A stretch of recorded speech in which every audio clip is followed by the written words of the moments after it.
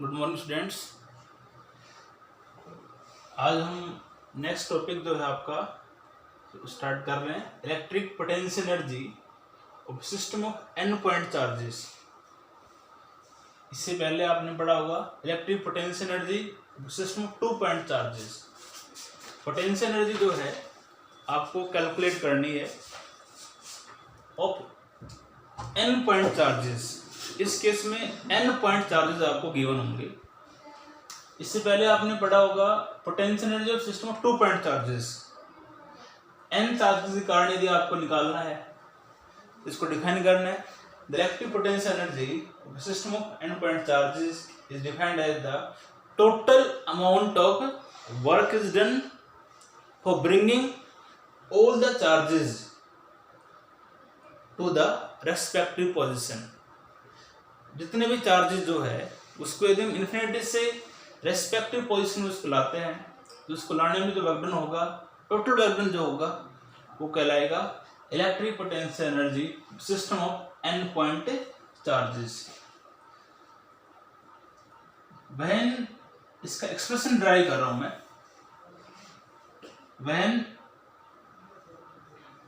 when we bring the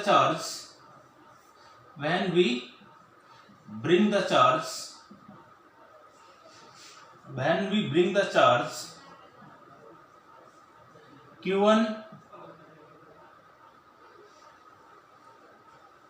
from infinity to p1 r1,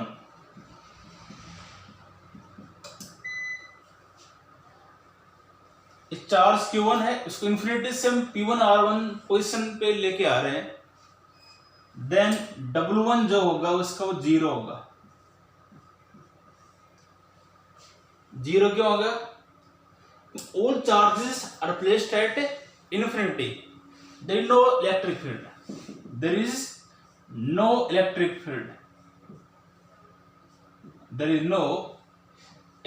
field, electric field जो है आपका नहीं होगा, क्योंकि इलेक्ट्रिक फील्ड नहीं होगा तो पोटेंशियल नहीं होगा तो वर्क डन नहीं होगा।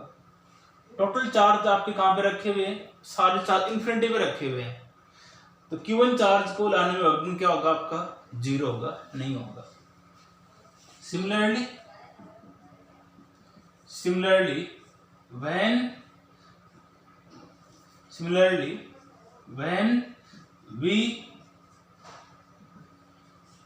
when we bring the charge Q2 from infinity to P2 R2, work done इस केस में क्या होगा? अब एक चार्ज आपका आ गया, इसका मतलब इस केस में वर्क डन क्या होगा?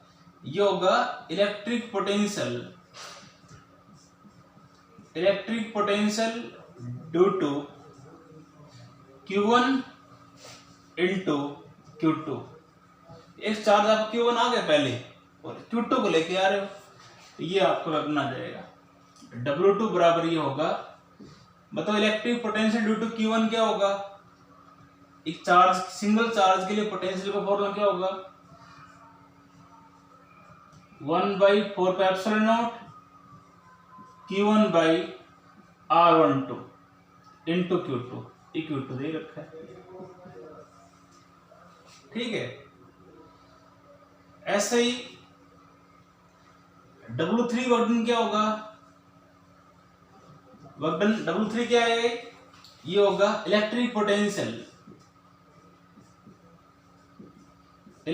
Potential due to Q1 Q2 into Q3। अब दो चार्ज हो गए आपकी, दो चार्ज हो गई, एक Q1 था पहले, बाद में Q2 हो गया। अब यदि जब इस Q3 चार्ज को हम इन्फिनिटी से लेके आएंगे, when we bring the charge Q3 from infinity to P3 R3, work done आएगा electric potential due to Q1 Q2 into Q3। पहले आप मुझे बताओ electric potential due to Q1 के कारण लिखोगे आप potential due to Q1 1/4 pi epsilon naught Q1 by R13। ये पोटेंशियल Q1 के कारण, इसके कारण क्या होगा, plus 1/4 pi epsilon naught Q2 by R23, और इसके बाहर आपका आ जाएगा यहाँ पे क्या, Q3। ये लिखा है मैंने पोटेंशियल ड्यू टू Q1, तो ये हो जाएगा, ये पोटेंशियल ड्यू टू Q2, इसके बाहर दिया हुआ है Q3। इसको इससे आप मल्टीप्लाई कर लो, then W3 is equal to 1/4 pi epsilon naught Q1 Q3 by R13 plus 1/4 pi epsilon naught Q2 Q3 by R23। Question आ जाएगी थर्ड। ठीक है, again when we bring the charge Q4 from infinity to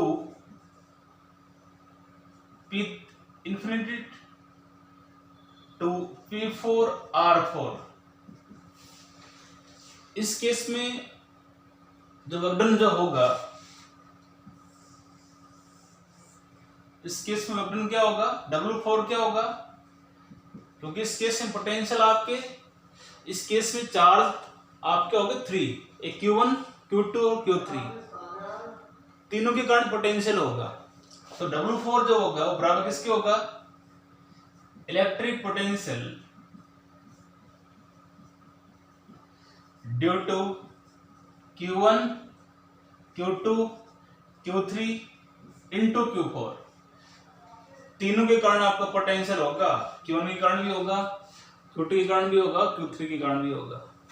electric potential due to Q1 क्या होगा, 1/4 pi epsilon naught Q1 by R14 plus potential due to Q2 1/4 pi epsilon naught Q2 by R24 plus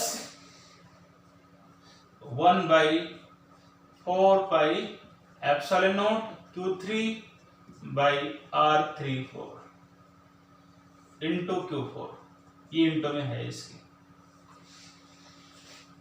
potential due to Q1 ये हो जाएगा, potential due to Q2 ये, potential due to Q3 ये, then W4 is equal to 1/4 pi epsilon naught Q1 Q4 by R14 plus 1/4 pi epsilon naught Q2 Q4 by R24 plus 1/4 pi epsilon naught Q3 Q4 by R34। Equation आ गया आपकी 4। अलग अलग charges को Q1 को, Q2 को, Q3 Q4 को हम इन्फिनिटी से रेस्पेक्टिव पोजीशन में लेके आते हैं, तो अलग अलग वर्कडन हो रहा है। पहले वर्कडन ये हो रहा है, फिर ये हो रहा है, फिर थर्ड ये, फिर फोर्थ ये। Net amount of work done, total work done निकालना है आपको। द नेट या total amount of work is done, total amount of work is done, ये हमें कैलकुलेट करना है। क्या होगा, टोटल वर्क क्या, W इज इक्वल टू आएगा आपका W1 plus W2 plus W3 plus W4। इसको पुट कर दो, W1 0 और W2 दे रखा है 1/4 pi epsilon naught Q1 Q2 by R12, ये तो है, प्लस W3 क्या है 1/4 pi epsilon naught Q1 Q3 by R13 plus 1/4 pi epsilon naught Q2 Q3 by R23 plus 1/4 pi epsilon naught Q1 Q4 by R14 plus 1/4 pi epsilon naught Q2 Q4 by R24 plus 1/4 pi epsilon naught Q3 Q4 Q1 Q4 Q2 Q4 Q3 Q4 by R34 W1 W2 W3 W4 सभी की value इसमें put कर दो, ये आ गया। अब इसमें हम कॉमन ले रहे हैं। कॉमन क्या है इसके अंदर, ये पहले इसको एक ऑर्डर में लिख दो। पहले आप इसको एक ऑर्डर में लिखोगे, देखो Q1 Q2 Q1 Q3 Q1 Q4 order में आ रही है वैल्यू, तो इसको हम ऐसे लिखेंगे 1/4 पाई एप्सिलॉन नॉट कॉमन आएगा, कॉमन नहीं सॉरी ऑर्डर में लिखा हूं इसको मैं, Q1 Q2 by R12 plus 1/4 pi epsilon naught Q1 Q3 by R13 plus 1/4 pi epsilon naught Q1 Q4 by R14 फिर Q1 Q2 Q1 Q3 अब आएगा आपका plus 1/4 pi epsilon naught Q2 Q4 by R24 plus 1/4 pi epsilon naught Q3 Q4 by R34 1 2 3 4 5 6 1 2 3 4 5 the Q1 Q2 Q1 Q3 Q1 Q4 Q2 Q3 आएगा, sorry यहाँ पर आए Q2 Q3 by R23 आएगा, यहाँ पे Q2 Q4 आएगा, यहाँ पे Q2 Q4 by R34 plus यहाँ पे Q2 plus 1/4 pi epsilon naught Q3 Q4 by R34। ठीक है, अब इसमें मैं कॉमन ले रहा हूं। पहले कॉमन तो आएगा इसमें क्या, 1/4 पाई एप्सिलॉन कॉमन आ जाएगा, अंदर होगा आपका Q1 Q2 R12 plus Q1 Q3 by R13 plus Q1 Q4 R14 plus Q2 Q3 by R23 plus Q2 Q4 R24 plus Q3 Q4 by R34। ये वैल्यू एक ऑर्डर में है, Q1 Q2 Q1 Q3 Q1 Q4 Q2 Q3 Q2 Q एक order में आ रही है। यदि इसको यहां तक कर दोगे तो this is the net amount of work done, this is total potential energy of system of n point charges. इसको शॉर्ट में लिखना चाहते हो तो इसको लिखते हो this work is in the form potential energy 1/4 pi epsilon not summation of all pair, लिख दो ऑल पेयर और QJ QK by RJK. This is the electric potential energy of a system of n point charges. दोबारा देखो इसको, electric potential energy of system of n point charges is equal to the total amount of work is done for bringing the charges from infinity to their respective position. Total charges को यदि हम infinity से respective position में electric field में लाते हैं तो सभी के जो वर्क डन होगा उन सभी का सम जो है वो पोटेंशियल एनर्जी होगा आपका n चार्जेस के कारण होगा। सबसे पहले इसके अंदर हम when we bring the charge q1, जब चार्ज q1 को इन्फिनिटी से कोई पॉइंट t1 r1 मान लो हम लेके आ रहे हैं तो इस केस में वर्क डन आपका नहीं होगा क्योंकि सारे चार्ज आपके इन्फिनिटी में रखे हुए हैं। चार्ज नहीं होगा तो इलेक्ट्रिक फील्ड नहीं होगा। There is no electric field, so work done क्या रहेगा आपका 0। Next when we bring the charge q2, अब q2 चार्ज को हम इन्फिनिटी से कोई पॉइंट नाम डाल दे p2 r2, इस केस में वर्क डन कितना होगा? अब एक चार्ज आपका इलेक्ट्रिक फील्ड, एक चार्ज है q1 पहले ले आए हम इसको, तो इसके कारण पोटेंशियल होगा। वर्क डन क्या होगा इस केस में? Electric potential due to q1 into किस चार्ज को आप इन्फिनिटी से लेके आ रहे हो वो पोटेंशियल ड्यू टू q1 निकाल लिया इनटू q2 है। अब दो चार्ज हो गए तो पोटेंशियल आपका q1 और q2 के कारण होगा। q3 चार्ज को हम इन्फिनिटी से लेके आ रहे हैं तो पोटेंशियल ड्यू टू q1 ये हो जाएगा, पोटेंशियल ड्यू टू q1 आपका ये हो जाएगा इनटू q3, इसको मल्टीप्लाई कर दो, इसको यहाँ तक आ जाएगा। अब तीन चार्ज आपके रखे हैं q1 q2 q3, when we bring the charge q4 from infinity to p4 r4, तो इस केस में वर्क डन आपका क्या होगा? Electric potential due to q1 q2 and q3 into q4, तो पोटेंशियल q1 के कारण भी होगा, q2 के कारण भी होगा और q3 के कारण भी होगा into q4। Potential due to q1 ये लिख रखा है q2 q3 इनटू q4, इसको इससे मल्टीप्लाई कर दो और सभी को ऐड कर दो, तो ये आपका आ गया this is the total amount of work is done और पोटेंशियल एनर्जी और system of the n point charges.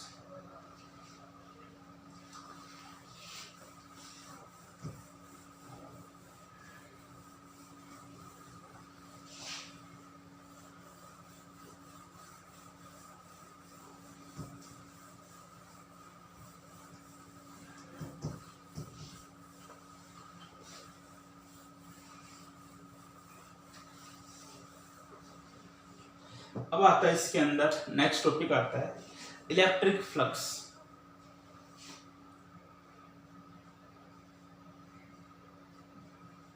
Electric flux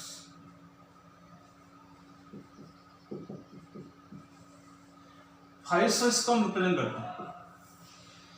electric flux जो है उसको हम फाइव से रिप्रेजेंट करते हैं। फ्लक्स जो होता है, इलेक्ट्रिक फ्लक्स आपका होगा इलेक्ट्रिक फील्ड के अंदर। तो कोई बॉडी है, उस बॉडी में से total number of electric field lines normally कितनी पास कर रही है, वो उस बॉडी का फ्लक्स कहलाएगा। इलेक्ट्रिक फ्लक्स मान लो कोई बॉडी आपको दे रखी है, उसमें से total number of electric field lines जो आपकी पास कर रही है नॉर्मली, वो उस बॉडी का फ्लक्स कहलाएगा।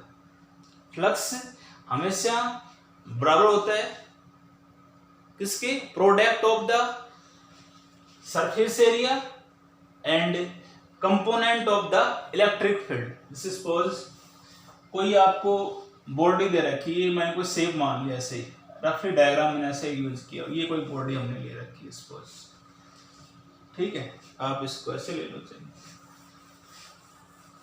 ठीक है, एक कोई बॉडी हमने ले रखी है, इस बॉडी का सरफेस एरिया हमने एस ले रखा है, और इसमें से ये जो है इलेक्ट्रिक फील्ड लाइंस इस बॉडी में से नॉर्मली पास कर रही है, और यहाँ पे हमने इस बॉडी कोरस्पॉन्डिंग एक स्मॉल एलिमेंट ले लिया, इसका सरफेस एरिया मैंने लिया हुआ है ds। तो जो ये इलेक्ट्रिक फील्ड लाइंस आपके नॉर्मली जो पास कर रही है, ये मान लिया मैंने,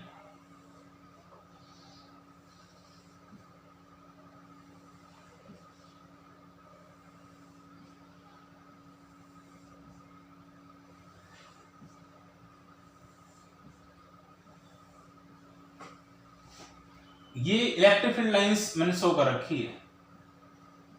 इस बॉडी का सरफेस एरिया जो एस, इसमें से suppose E be the electric field lines, ये इसका एंगल जो है ये थीटा है, ये इलेक्ट्रिक फील्ड लाइंस आपकी है, और इसका सरफेस एरिया आप कह सकते हो यहां पर ये ds है, एंगल जो है ये आपका थीटा बन रहा है, ठीक है। तो इलेक्ट्रिक फ्लक्स मैंने क्या बताया, कोई भी एरिया, कोई भी बॉडी है मान लो, उसका फ्लक्स निकालना है, तो उसमें total number of electric field lines normally कितनी पास कर रही है, वो फ्लक्स कहलाता है। Electric flux over an area, definition लिख देता हूं मैं, electric flux over an area in an electric field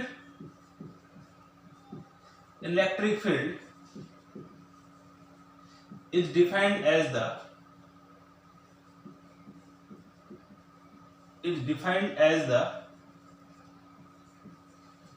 total number of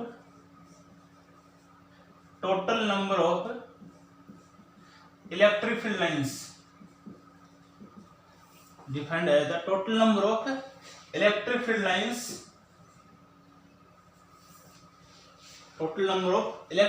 lines passing normally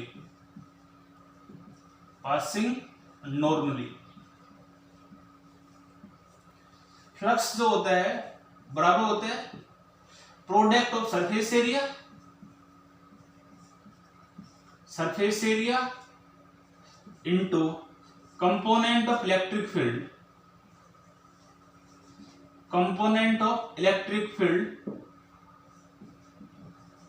normal to the surface, ये इसका रिलेशन होता है। सीधी सी बात ये है, फ्लक्स जो होता है product of electric field and surface area होता है, ठीक है। अब इस डायग्राम के अकॉर्डिंग इस बॉडी का हम फ्लक्स निकालना चाह रहे हैं, जिस बॉडी का सरफेस एरिया जो है वो S दे रखा है, and imagine small element having surface area ds and having area vector, इसका होगा ds कैप, ठीक है। तो यदि इस इलेक्ट्रिक फ्लक्स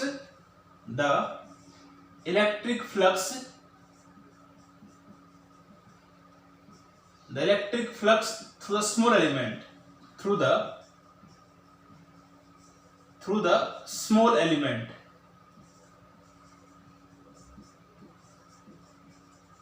जो स्मॉल एलिमेंट जो हमने दिया हुआ है इसका फ्लक्स एरिया हमें निकालना है। स्मॉल सरफेस एरिया है, फ्लक्स भी क्या होगा इसका स्मॉल होगा, तो फ्लक्स क्या होगा इसका d phi is equal to e, ये होगा e cos थीटा। इस इलेक्ट्रिक फील्ड को यदि हम टू कंपोनेंट्स में रिजोल्व करते हैं तो इसका ही कंपोनेंट होगा e cos theta into ds, और we can say that d phi is equal to होगा आपका e vector dot ds vector, और ds वेक्टर जो होता है ना, एक area is treated as vector quantity, और वो हमेशा इक्वल होगा, ध्यान रखोगे ds vector is equal to आपका होगा n कैप इनटू ds के इक्वल होगा। ये फ्लक्स जो आपका आया है ये ओनली इस एलिमेंट का आया है, इस स्मॉल एलिमेंट का आया है, जिसका सरफेस एरिया क्या दे रखा है ds। टोटल इलेक्ट्रिक फ्लक्स क्या होगा, टोटल इलेक्ट्रिक फ्लक्स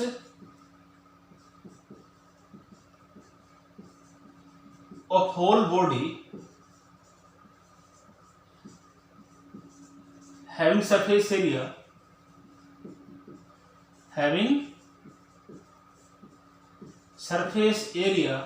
S, तो आप क्या करोगे, इसका इंटीग्रेशन कर दो, तो ये आ जाएगा इंटीग्रेशन ऑफ d phi,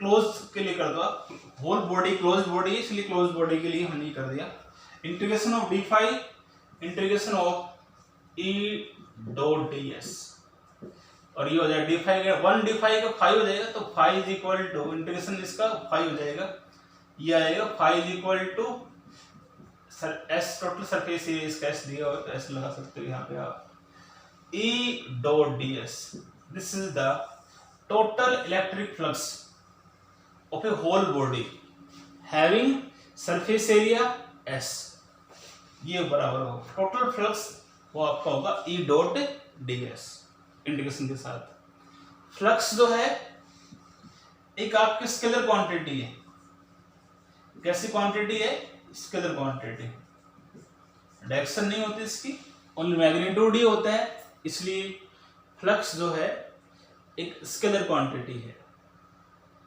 ठीक है, एसआई यूनिट किसकी बात करते हो, फ्लक्स की एसआई यूनिट जो होगी वो होगी, निकालो फाई इज इक्वल टू आप जानते हो ई डॉट डी एस होता है, और ई होता है F by Q into D S, तो इसकी यूनिट एसआई यूनिट क्या आएगी, newton metre square coulomb inverse, ये आ जाएगी इसकी। फ्लक्स की एसआई यूनिट क्या होगी, फोर्स के newton, area metre square, charge की कोलम, कोलम इनवर्स कर दिया इसको मैंने। ठीक है, और सीजीएस यूनिट निकालना चाहते हो इसकी, सीजीएस यूनिट क्या होगी, फ्लक्स की, फोर्स की डाइन मीटर सेंटीमीटर स्क्वायर, और straight coulomb, straight kolam. Dimension, flux का डायमेंशन निकालना चाहते हो, डायमेंशन ऑफ फाई, फ्लक्स का डायमेंशन निकालना है तो सीधी सी बात है, ई डॉट डी एस होता है फ्लक्स, और ये एफ के बराबर होता है, फोर्स का dimension E F by Q होता है, फोर्स का dimension m1 L1 T rest पर -2, चार्ज का डायमेंशन 80, और एरिया है तो यहाँ एल स्क्वायर, ये डायमेंशन आप इसका हो जाएगा m1 L cube T -3 A -1। ये था फ्लक्स के बारे में।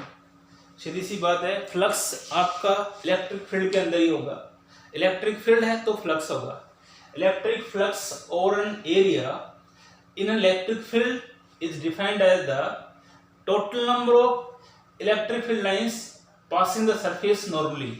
कोई भी सरफेस आपको दिया हुआ है, उसमें से total number of electric field lines normally कितनी पास हो रही है, वो उसका फ्लक्स कहलाएगा। जैसे ये कोई बॉडी दे रखी है आपको, इसमें से इलेक्ट्रिक फील्ड लाइंस आपकी पास हो रही है, तो ये आपका पूरा फ्लक्स है। इसका मतलब फ्लक्स हमेशा बराबर होता है product of the surface area and component of electric field normal to the surface. Electric field जो नॉर्मली जो है उस सरफेस के, वो उसके बराबर होता है। ठीक है, फ्लक्स यदि स्मॉल एलिमेंट का फ्लक्स निकालना है तो वो आएगा ई cos theta into D S. इसका ई कंपोनेंट होगा आपका ई cos theta into D S. इसको वेक्टर फॉर्म लिख सकते हो आप, E vector dot D S vector आएगा। ये फ्लक्स इस स्मॉल एलिमेंट का है। होल बॉडी का यदि आपको फ्लक्स निकालना है तो इसका इंटीग्रेशन कर दो, ये आ जाए। This is the total electric flux of the whole body having surface area S. Flux जो है एक स्केलर क्वांटिटी होती है, ओनली इसका मैग्नीट्यूड ही होता है, डायरेक्शन नहीं होती। ठीक है, एस यूनिट की बात करते हो, फ्लक्स आप जानते हैं ई डॉट डी एस, तो यहां से ई होता है इलेक्ट्रिक इंटेंसिटी के लिए रिलेशन होता है एफ बाई क्यू, फोर्स के न्यूटन, चार्ज की कोलम, एरिया मीटर स्क्वायर, तो यूनिट होगी newton metre square coulomb inverse. CGS unit होगी dyne centimetre square straight kolam. Dimension आप निकालो इस रिलेशन से, E dot D S A F by Q, force का डायमेंशन जानते ही हो, चार्ज 80, एरिया एल स्क्वायर। ठीक है, अब हम कल इसमें स्टार्ट करेंगे गॉस थ्योरम और इसके एप्लीकेशन, इसके लास्ट टॉपिक्स हैं। ठीक है, यही करना आपको। थैंक्स।